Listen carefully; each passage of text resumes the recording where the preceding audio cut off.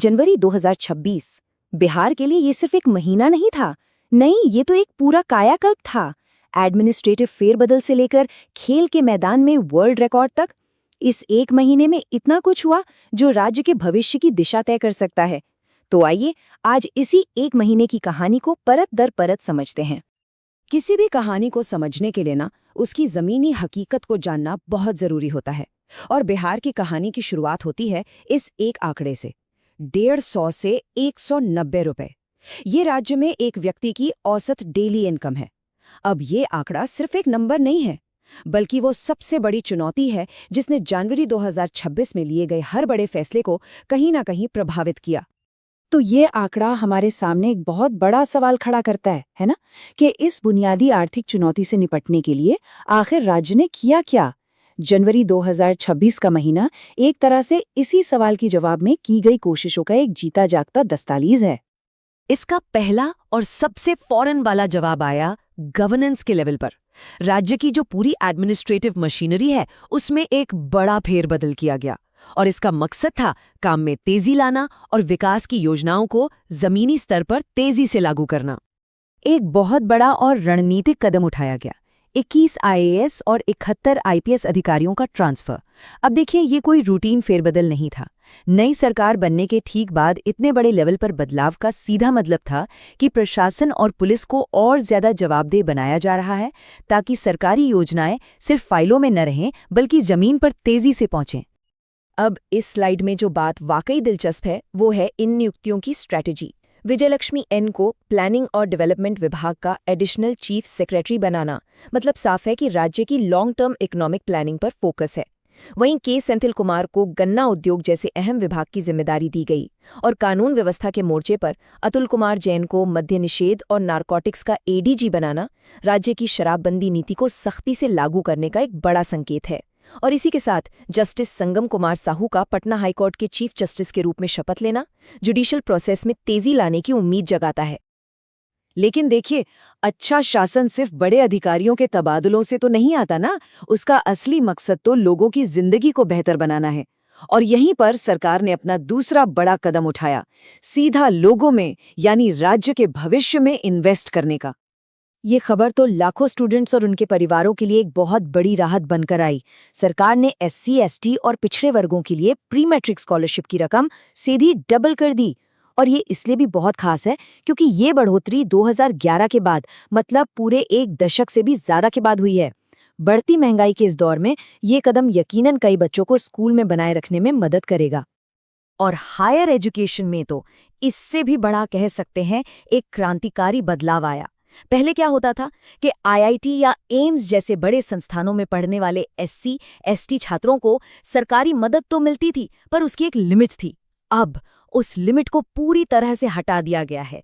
सोचिए इसका मतलब ये कि सरकार उनकी पूरी फीस भरेगी। ये एक गेम चेंजर फैसला है जो ये पक्का करेगा कि पैसे की कमी किसी भी टैलेंटेड स्टूडेंट के सपनों के आड़े ना आए। और सामाजिक कल्याण का ये जो दायरा था ना, वो सिर्फ शिक्षा तक ही सीमित नहीं रहा।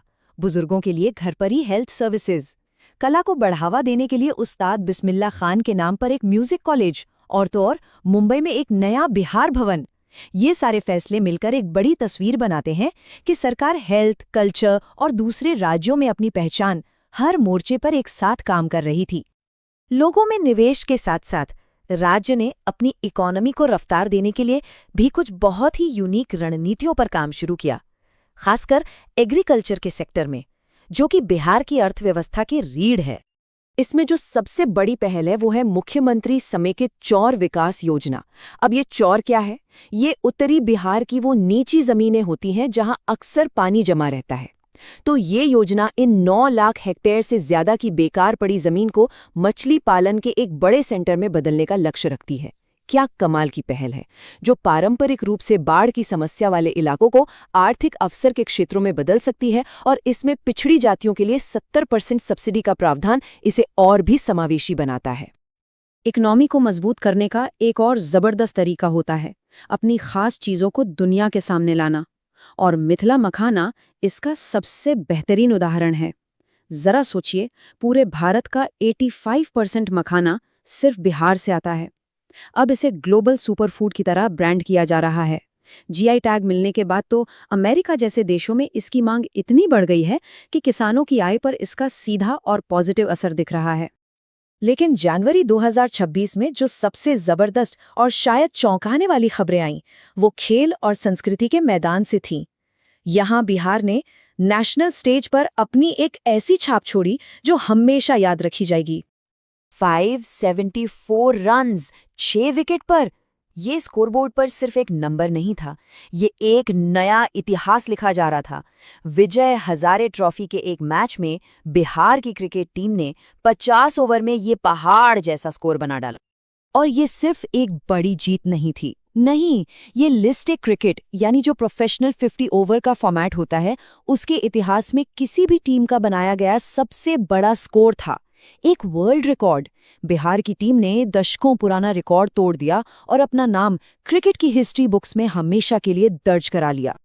और इस वर्ल्ड रिकॉर्ड के पीछे कुछ हीरो भी तो थे। 14 साल का एक लड़का वैभव सूर्यवंशी, जिसने सेंचुरी लगाकर सबसे कम उम्र में ऐसा करने का रिकॉर्ड बना दिया। और फिर कप्तान साकिबुल गनी की वो तूफानी पारी। लेकिन कहानी यहीं खत्म नहीं हुई।